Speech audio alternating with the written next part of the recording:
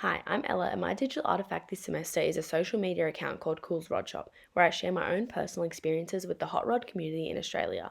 I've continued this DA throughout multiple years at uni, whilst also having dabbled in a few others, but nothing lasting as long or that I was as passionate about as this.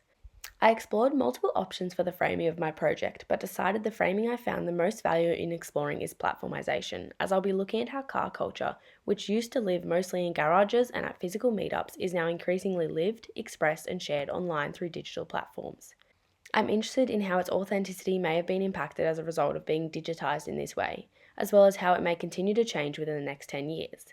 In hand with this, I'll also be looking at the frame of digital preservation of culture and how the platformisation of the hobby is allowing it to be shared with younger generations.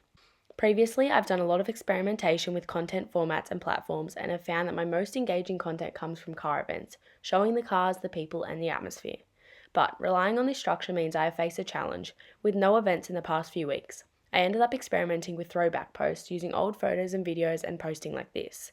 I also shared a few pictures taken on my digital camera instead of an iPhone. The digital camera gives the images a nostalgic retro feel that matches the timeless aesthetic of hot rods, and this also aligns with my framing as sharing more vintage looking photos felt like it increased authenticity.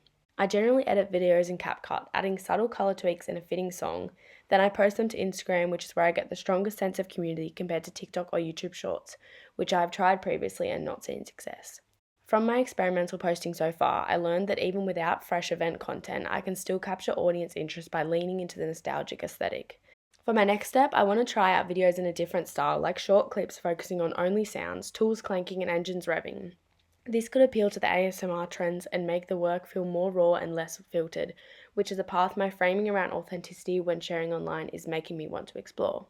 Considering all of this, my tip for this assessment would be to try not to completely ditch the old and reinvent a new DA, but to use framing to reimagine your existing projects in a new perspective and be open to them evolving with this.